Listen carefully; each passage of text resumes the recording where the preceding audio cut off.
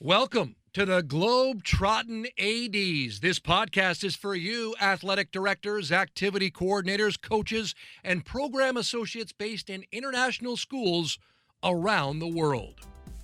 The Globetrottin ADs is proudly hosted by Nick DeForest from the American International School Vienna and Matt Fleming from the American International School of Budapest.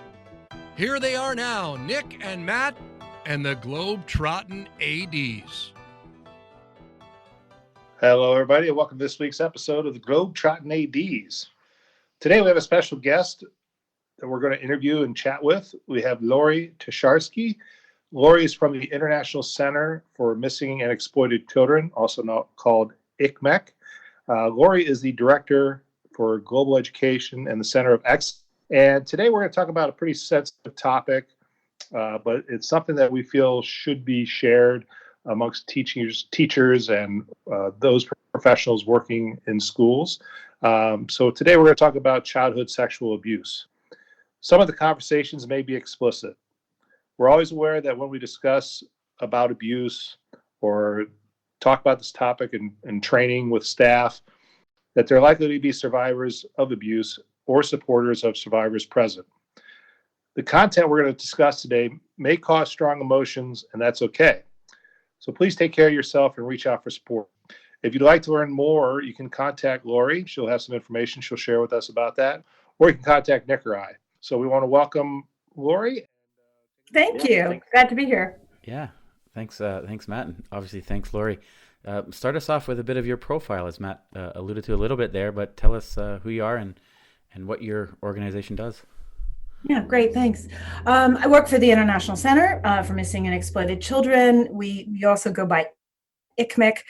The Americans in your listening audience will maybe be familiar with NCMEC. That's the National Center in the U.S., and that was our parent organization 20 years ago. And then we spun off from them. We are grant funded, nonprofit working across sectors. So we have a section that works with law enforcement, does law enforcement training.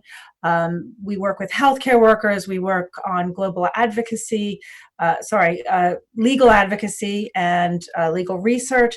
And then my section, the Educator, the education section, is the newest. And sometimes I sort of look at my colleagues and say, where did you think the kids were all day? You know, we do abuse prevention, sexual abuse and exploitation prevention. But in my sector, we actually cover all forms of abuse. So physical, emotional, sexual abuse and neglect. Oh. And you said new. How new is it? So when Bill Leahy's offending happened across 3 continents in the international school world, the U.S. Department of State and a number of other key stakeholders started the International Task Force for Child Protection. And my organization got involved very early in that period of creating new accreditation standards, because the task force had found about 90 resources that were important for educators to be familiar with, and they became housed in my organization. And I was initially hired to oversee and grow the education portal, which you can find at edportal.icmec.org, and I think you're going to put that on for people. And we are now up to 450 resources across every topic that could be needed by a youth serving organization. And we have a portal in Spanish as well that we launched earlier this year. Wow. Laurie, what's great about you as a resource is that you have an extensive international or background of working with international schools. Maybe you want to share a little bit about your background and working in the international school scene. Yeah, no, I'm talking to my people. I'm not coming from an athletic director role. I was a classroom teacher, and I served in 5 countries internationally over 27 years. Right now, we're headquartered in Alexandria, Virginia, so I'm in the States for now. My husband's a Foreign Service officer, though, so you never know what's going to come in the future. I would like to say that one of the important keys for me tapping into your constituency is the fact that although I was an athletic trainer in college, I've never been a coach. I've never worked in that role. And I think it's really important for us to take in your particular expertise. We always look at things from a child protection lens, but we know as educators, it really, what the practitioners need is what really matters, and what the students and children need is what matters. So it's really important that we have a two-way dialogue on this important topic. Oh, that's great. That's great. So how did you get involved originally working with athletic directors? If you're not in that background, you don't have that background. Well, certainly my work in child protection made me aware that both the adults working in sport and young people involved in sport were more vulnerable than those outside of sports. And we know from research that that vulnerability extends both to girls and boys involved in sports. And I think, some of the headlines were out there, Nick, the UK headlines around professional football players who had been in youth soccer, youth football in the UK was beginning to percolate. There were a number of other scandals in different parts of the world. And so I think a lot of us were thinking about it. And in fact, I happened to meet Chris Mott in Lima because we were there for a grant. And he said, I need to talk to you. And I said, I need to talk to you too. So from that, we created the Child Protection in Sport Working Group. And although we've, kind of hit a wall, we were busy, and then COVID happened, I think it's really critical model for sharing globally best practice, for inviting people from other disciplines to contribute to your vision as athletic directors. So that's how it started.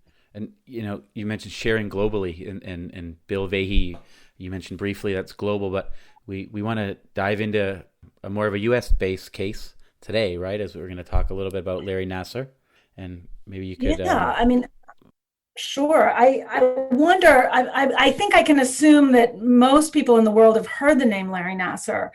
He is, in fact, the most prolific sexual offender in history that we know of.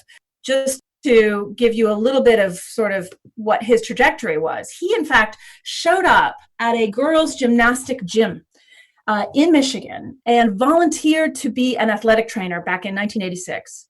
So he walked in the door, he volunteered, he had some previous experience, and they put him to work.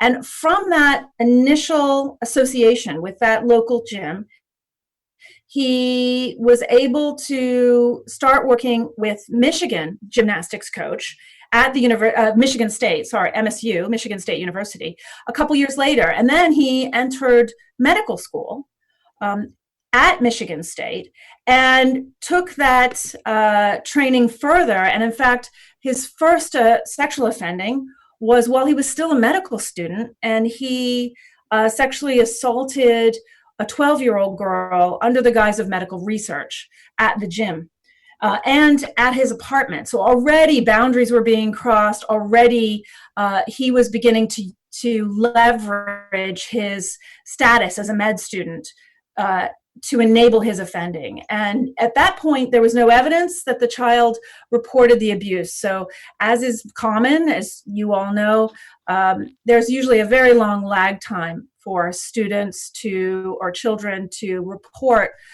things that have made them uncomfortable. And of course, with the added layer of he's a medical student or a doctor. And so his offending then continues. Wow. Looking into his case, did they find out evidence prior to him starting out with that gymnastics club as a trainer? Did he divulge any other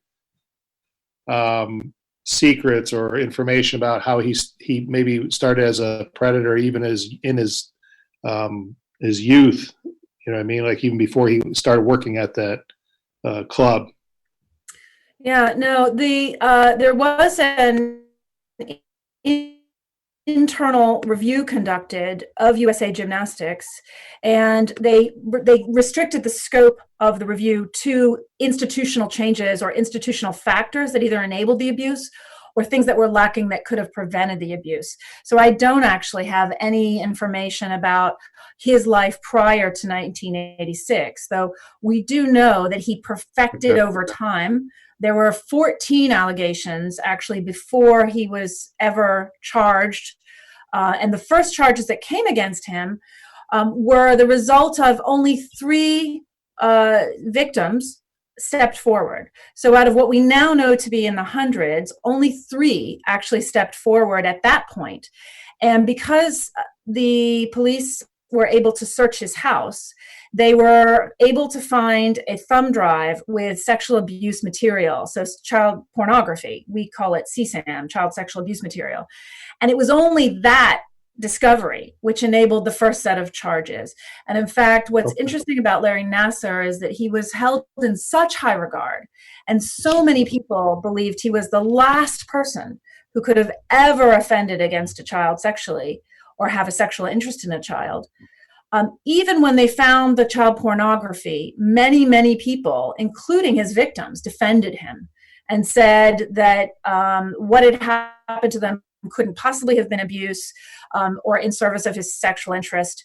And in fact, this was not true. And as we see in many cases, particularly school cases, K-12 school cases, there was a backlash against the victims, discrediting them, calling them out, shaming them. And so there's a lot of lessons here. He was well revered, and that was his kind of his shield out there that made him look like he was a reputable person. But in reality, it was a mask for his evil ways, I suppose. Yeah. So concerning, and I'm glad you mentioned that about how schools handle it, because my next question is kind of like about how institutions handle it. What were the lessons that we could take away about how an institution handles abuse? Yeah. Well, you're right. There's a lot of lessons we can learn from Larry Nassar. It can be tempting to look at a prolific offender who has many, many victims and say that, well, it was just the bad luck of those individuals to be in his path, that nothing could have been done. I mean, on the surface, he's a medical doctor who's going to question a medical doctor. No one could have known that that was inappropriate, when in fact we had 14 allegations, some by medical students themselves who understood that procedurally he was in a zone that was not appropriate. So not wearing gloves, not asking consent. But even young people raised the alarm very early. And I think like Bill Vahey, who we mentioned earlier, another international school offender with hundreds of victims, they twisted the organization in such a way, they were able to groom the organization in such a way as to prevent any real response to complaint, and to avoid detection by hiding behind their prestige, creating opportunities where they would be so needed that other adults charged with the safeguarding of children would see their importance as paramount rather than the safety of children being paramount. So there was really just a failure to identify classic grooming behaviors, and a failure to prioritize children's safety over athletic achievement. I mean, championships, gold medals, we're talking elite athletes in some cases here. Wow. And so in a way, these guys are kind of clever, right? They're in their sick ways. They know how to manipulate things, and of course, they manipulated the institutions in these cases. Why don't we take a sponsor break, and then we'll come back. All right. Coach Evaluator is the premier coach evaluation software for schools and athletic organizations, and preferred coach evaluation solution of the NIAAA and the Positive Coaching Alliance. The system is completely customizable with an always growing evaluation template library for athletic directors to reference. Coach Evaluator offers a built-in workflow tracking each coach evaluation from start to finish, including document uploads and email notifications. There are not only evaluations for ADs to use, but also self-evaluations and parent-player evaluations of coaches. There is built-in detailed historical reporting allowing the athletic director to analyze their coach's performance over time. Learn more about digitizing and simplifying your coach evaluation process by visiting www.coachevaluator.com. Mention Globetrottin ADs to receive a $200 discount on the yearly rate. So you mentioned grooming a few times, and that's a common term for a lot of people, but maybe not everybody. So can you just explain grooming in the different ways? Yeah, absolutely. That's a good point, because I don't think you as athletic directors, I'm sure, don't assume that coaches or volunteers that you work with know what that is. And I know a lot of you are doing some training for new hires and induction training and staff training. Grooming is how a preferential offender, so someone who intends to offend or has a sexual interest in children, male or female, this is how they enable their abuse, sustain their abuse, and avoid detection. So Larry, in the case of Larry, he didn't really need to access a child, right? He already had access. He started, from the moment he was interviewed, he was grooming that institution. And then he was already in, right? So he started as a volunteer. He's in a position of power, even as an athletic trainer. He's not only an adult, he's an adult you see in a vulnerable state. And he, and correct me if I'm wrong, coaches, has the power to say when you're ready to play again. So he's got a lot of power over you. And because he had a sexual interest in children, he made himself indiscernible to parents, to athletes, to coaches. He got gymnasts back on the floor after they were injured. And this is institutional grooming. And what was it that made this grooming so successful for him? I think we know elite athletes are more at risk, in part because the entire family is making sacrifices to prioritize their success in athletics. Although I'd say there's probably more than a few coaches who think that applies to really any student in their program, or many of the students in their program. USA Gymnastics was unique in some ways. They had an atmosphere of emotional and physical abuse that pre-existed Larry coming into that environment. So when you have an atmosphere of, and we see this in boarding school offending, we see this in foster care, we see this in any kind of institutional program where children are present. If you have any kind of other abuse there, you further enable sexual abuse. So what we heard many victims say was, Larry was one of the good guys, because, this coach is berating me for being fat, telling me I should vomit up my dinner. And he's giving me a candy bar when I'm low. He's the one who's not physically shoving me around, manhandling me. He's gentle and kind. He is the one we look to. So, he not only that, parents also revered him, because if they had low income or they didn't have good insurance, he would treat their kids for free. He would have people bring their children to his house. He would examine them in his basement, where he would sexually assault them. And in some cases, the parents were in the room while this was going on. So he had this kind of perfect cover. But I ask you, though, to take a step back from that and ask yourself how many doctors you know who treat patients for free in their basement. How many doctors you know who encourage patients to call them Larry or by their first name. So there was this systematic breaking down of boundaries, as well as a systematic and persistent breaking of rules. So even when he was caught and the first police investigation happened, and we have a clip of that detective interviewing him and how he persuaded her by sort of throwing words and prestige and expertise at her. How he, even after he was sanctioned for that and told he should always be gloved, he should always have a medical professional in the room with him, he should be asking consent, none of those things happened. So that is what we call, and that's a red flag for us, that's persistent breaking of rules that is non-correctable. And so those are among the many, many signs that points at which he could have been stopped. I mean, and when you look at this now, like you said, when you step back and you hear these things and you hear these alarm bells and everything just jumps out at you, basement, first name, just all these things. So he really groomed this organization, or these few organizations, as you said. But it seems like there'd be no way you could ever stop him, because he's got such a good cover. How did that come about? Yeah, I think that's true of a lot of really successful offenders. they try something and it works, attention gets paid. So they do that again. Maybe it's a part of your targeting, you're picking kids that are not reliable or kids that everyone dislikes or are marginalized or known to lie.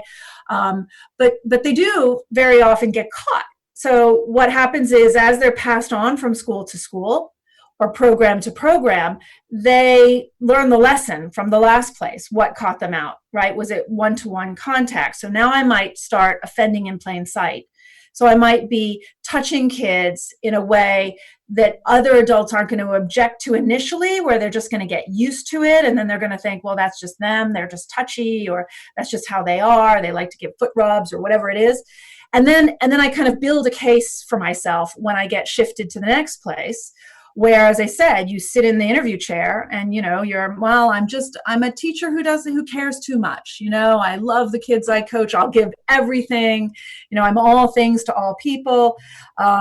Or you might see something like, I'm a star or a renegade, and, my classroom or my program is, so perfect that it's unquestionable. My authority is unquestionable.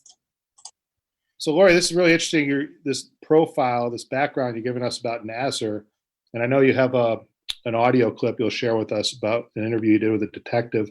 But my question is, with this profiling of him, in terms of how he approached his offending, is this a skill he worked at, or is it just something that came natural to him, or how to become such prolific and at what he did, I guess? I think one of the things that if we put in the clip and give you a chance in a minute to hear his voice, and I think that's important, because what you hear is so believable that a detective believed him. What you hear is so heartfelt. And one of the things I do say about preferential offenders, people with a sexual interest in children, is that when you're confronted by this person and they give you a reason to explain whatever it is that was inappropriate or caused your suspicion, I've had people say to me, I know they weren't lying. I just know they weren't lying.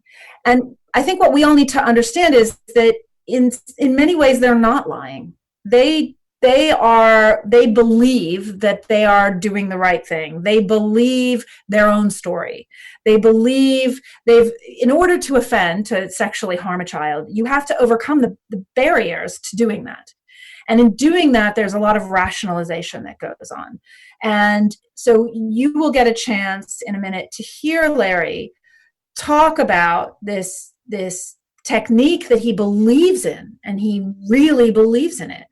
And in fact, just one anecdote before you hear this, keep in mind that one of the parents of one of the girls that was molested was a medical doctor herself. And she was in the room. And in some cases, he blocked the view of parents when he was putting his fingers into the girls.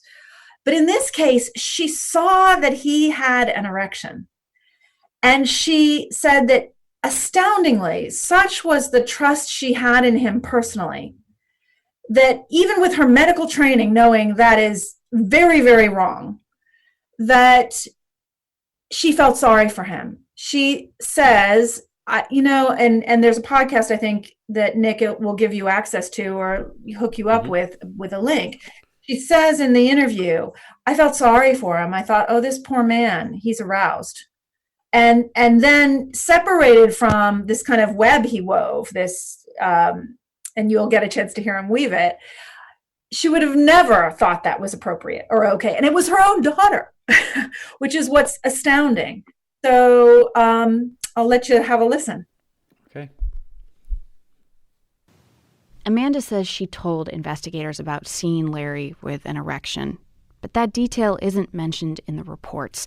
We don't hear about it in the police interview either. What you can see during the interview is Larry whipping out his laptop, putting it on the table. He wants to show Detective O'Brien these videos on his computer. These are training videos he makes, the kind he puts up on his YouTube channel. That's showing like hand placement, but what he says it'll help her understand what he's doing. See my hand, Larry asks. He points to the screen. It's right there. right in her inner rectal vaginal area. We're going to play some more of this police tape. Oh, wait, okay, this is Listen as Detective O'Brien tries to nail Larry down on specifics. So there's a couple different times that she's feeling that you sexually assaulted her throughout the examination. Okay. She felt like that you were massaging her breast and that was not part of the manipulation that you were doing. Larry dodges the question about this breast massage, just talks and talks and talks. He talks for so long, we just edited together a sample of it for you here. Right. When you're working ribs, okay, if you can't use the arm, if your shoulder, it's like, okay, because I work with crew athletes, I treat a lot, okay? It's like giving someone a mammogram, crack a back, crack a neck, the usual stuff. I mean, so that's another area. It's the rib cage. You know what I mean? You're going to be on the chest wall. There's this myofascial techniques, but it's medical. This is Larry's playbook. He's hammering his credentials. He's bombarding you with words, lots of words, about his techniques. And the first time I watched this, I thought, if this guy were sitting across from me, flooding me with all this eagerness, expertise, and what seems like empathy, I might buy it. I don't know how else to say it, but I'm totally taken by surprise, but at the same time feel like crap that someone would feel that I was doing something inappropriate to them. Which is good to hear. It's good to hear that you feel bad that she feels that way. Yeah, because I feel like this little deviant, and that's not right. And that's not, if I did something wrong, do you know how quickly that would spread like wildfire across, Right. This is my 27th year with the team, or whatever, since 1986. I've been with the national team, and I'm telling you, those kids, it would go boom, chuck, boom, chuck, boom, chuck, chuck. Like, no question about it. So I think that was, at least for me, that was really enlightening. And one of the commonalities that we hear from his victims and the parents and the other adults that were in the room at the time was that he kept up this stream of conversation. And this is definitely a technique that some offenders use, which is that they just keep talking. So if you had a microphone in the room, you would not know that coach was touching that child inappropriately, because they're talking about something completely different. So they're creating dissonance in the victim's head. And what happens from that, and keep in mind, in Larry Nassar's situation, you have extreme lack of agency, right? You're a gymnast. Someone's controlling when you sleep. Someone's controlling what you eat. Someone's controlling what you do. You are working through pain. You are being told, things that don't feel comfortable or hurt are normal. So you have lost really all agency.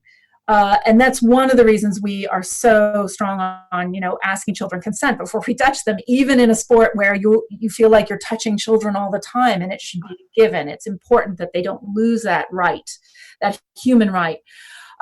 So even without that, we know that victims very often say things like, I didn't believe it happened myself. So whoever this person was, and we have survivors who called Larry a god, literally a god. Even when you don't have that, you have victims who say, I didn't believe myself that it happened. And so now, in addition to that layer, you have a medical exam, right? You have, I got better, because, they did get better. Some of them got better.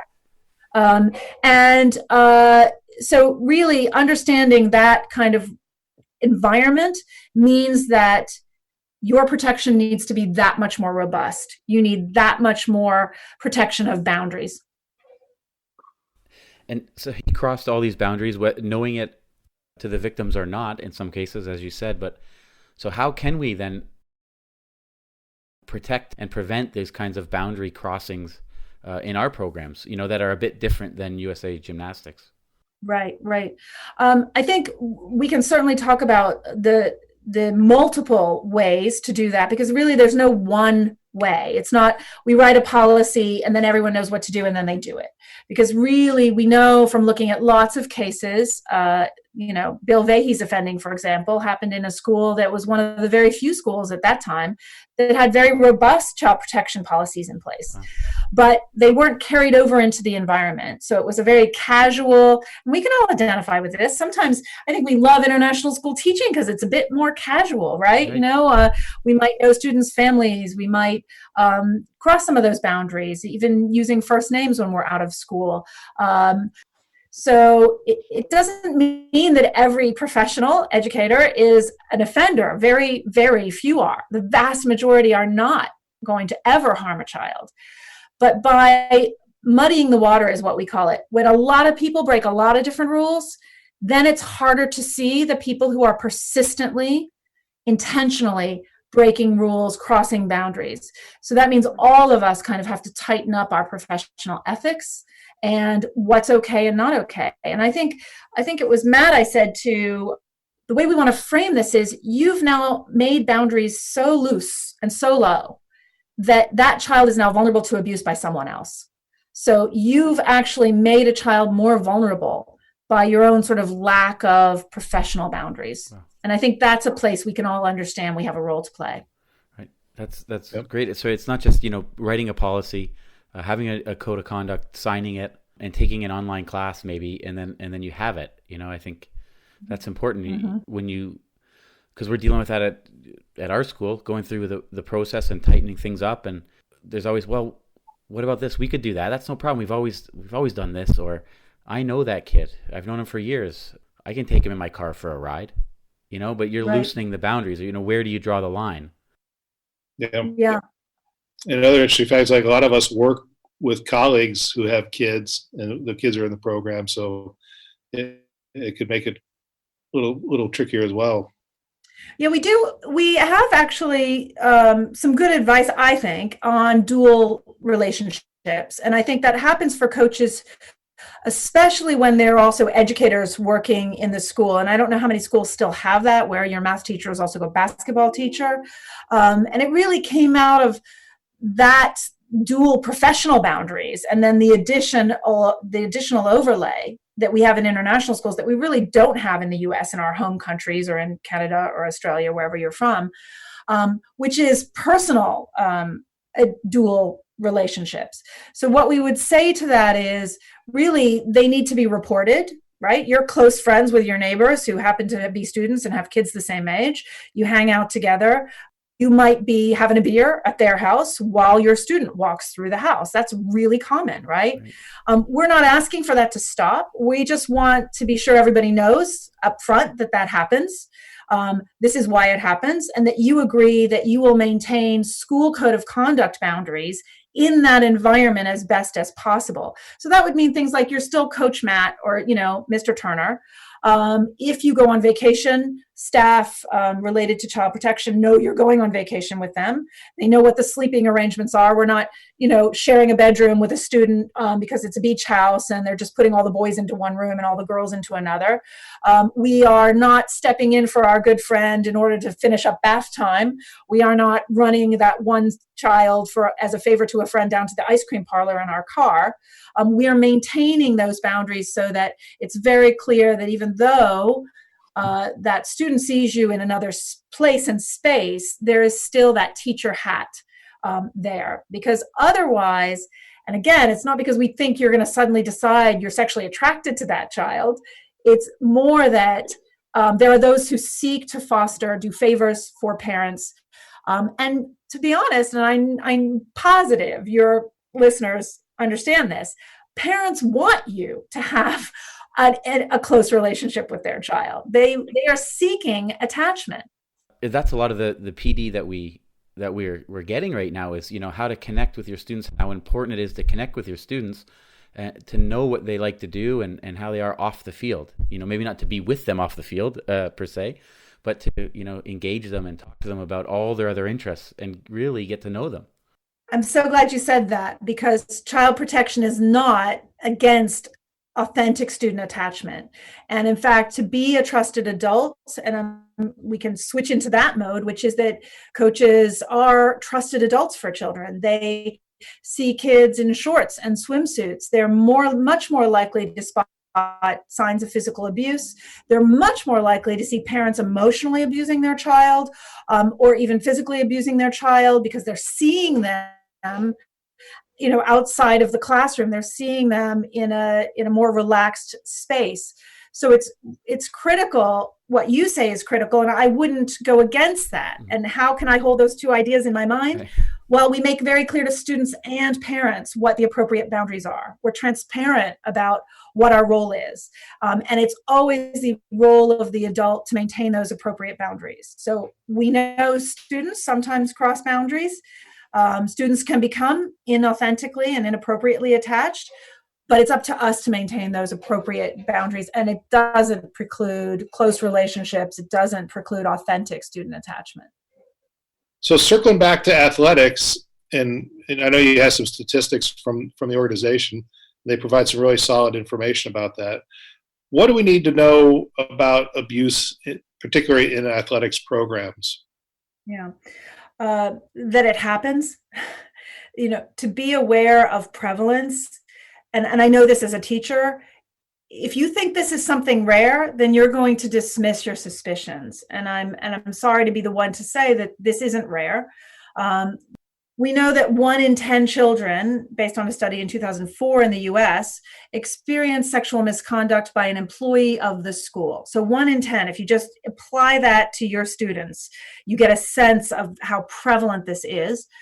And in one study done in the US, again, this is a US study, of all of the offending done in a school by every role, so teachers, bus drivers, janitors, 20% of the offenders were coaches. And very often I get people feel a little uncomfortable with that. Why is that? And I think we all can understand that there's more trip time, there's time spent out of school, boundaries are low, more one-on-one, there's obviously contact built into coaching very often.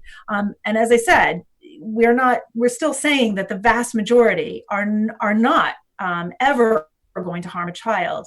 And yet, if we don't prioritize awareness and robust lived policies and appropriate boundaries, we can't make children safer in our programs, and we're undoing all of the benefit of those programs in the first place.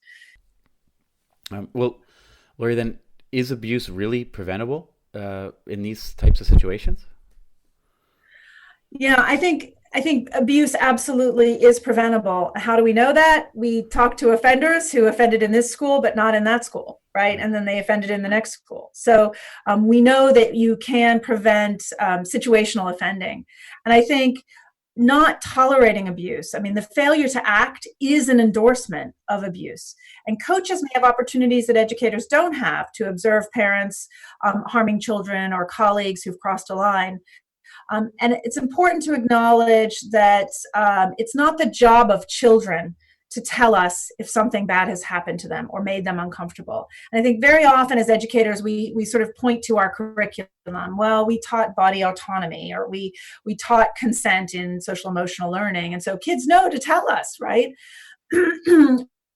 But I would like to sort of tease out this idea of the fact that many children never tell. Never tell, and particularly male victims. Wow. Why is the difference in for males to be more reluctant? Because it is male on male in those cases?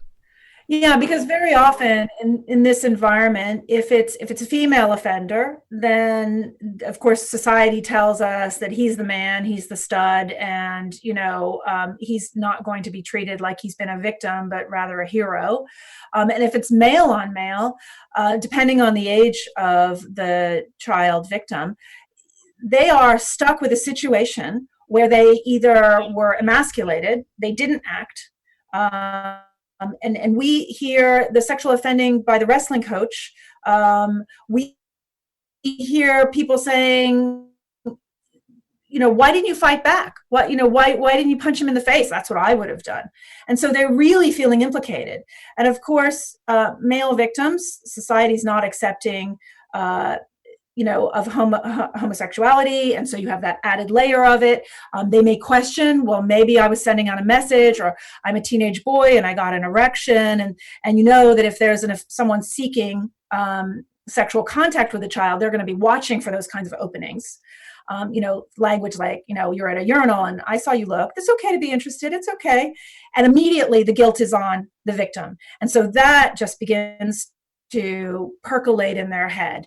What did I do? What made me different? Why did he touch me? Well, I must have been giving something out because he didn't do this to anybody else.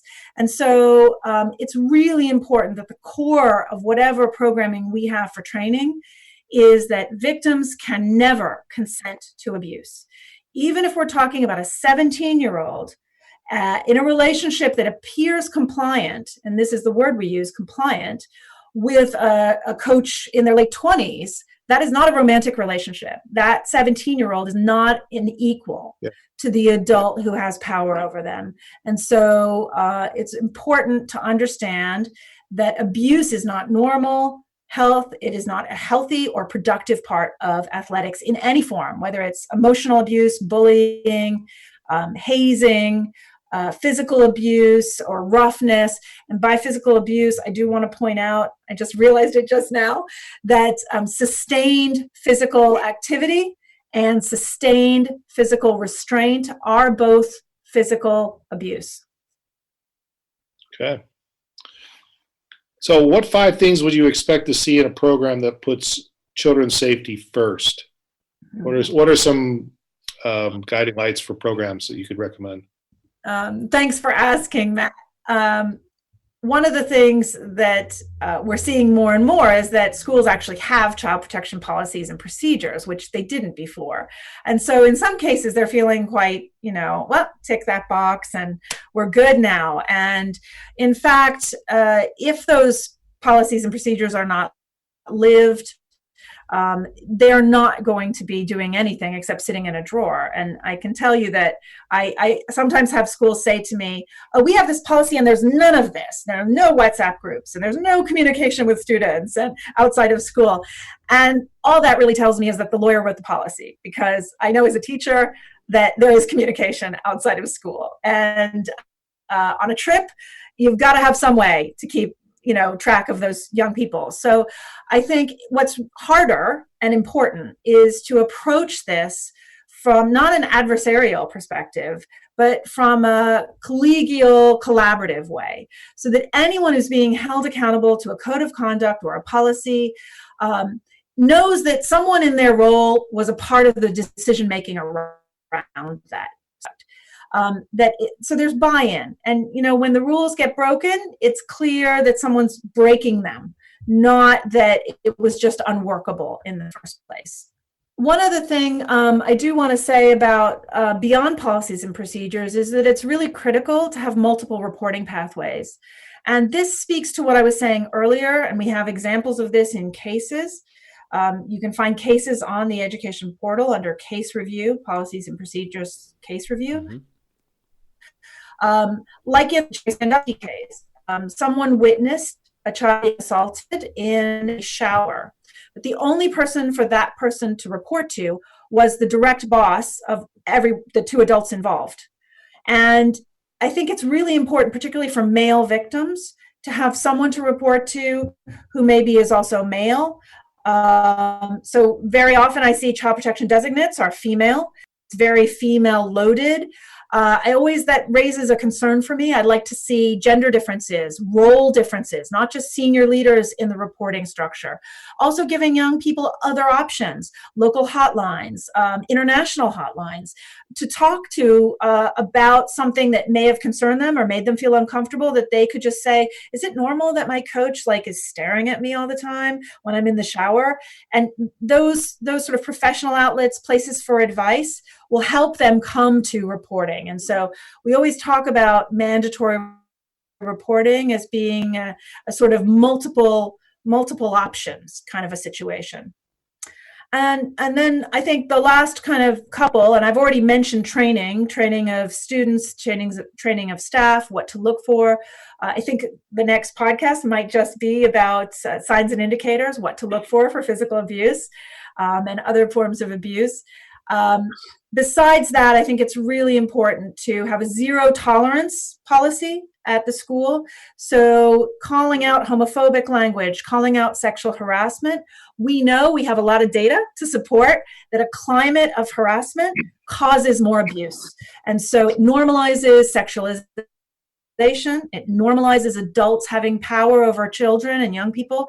And in that climate, it's much more likely that I might be thinking, and it could be me, I'm female, women are offenders nearly as often, not as often as men, but probably a third of adult offenders in schools are women, a third to 40%, that I might really be looking for a place where the local street environment is kind of catcalling and hyper-masculine. And if you're in an environment like that, where in the country the laws are really loose, or maybe there's a gender loophole for male-on-male sexual offending, you need to be that much more vigilant, because if I'm looking for a place to go, that's where I want to be if I have a sexual interest in children.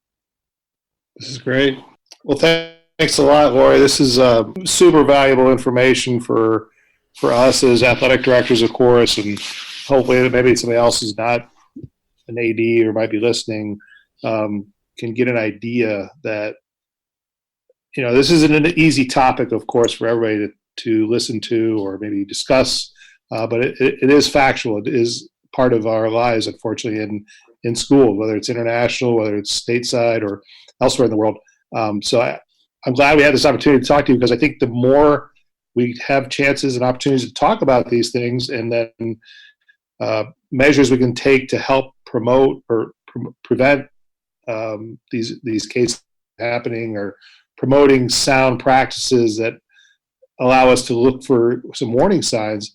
The more we talk about it, I think it's better that we get it out there for people to get a grasp about. Thank you for that. Well, let's take a quick ad break. We don't want to forget our other ad, and we'll come right back. If your school is in the market for bespoke sportswear, look no further than Kukri Sports.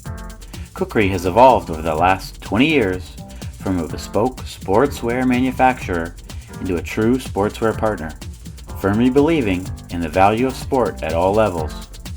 Bespoke teamwear forms a unique part of an individual's sporting story and represents a lasting link to their time in sport. Kukri are proud to play a part in that journey. Every individual can build their own legacy. Kukri Sports creates a sportswear range that inspires as well as performs. Start your journey today. Email the team at contact@kukrisports.com.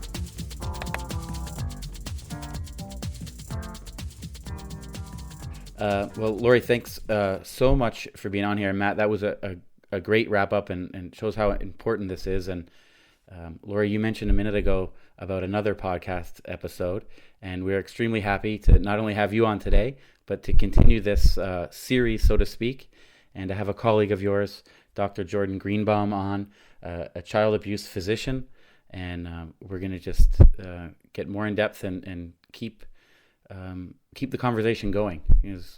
Talking about it is really important.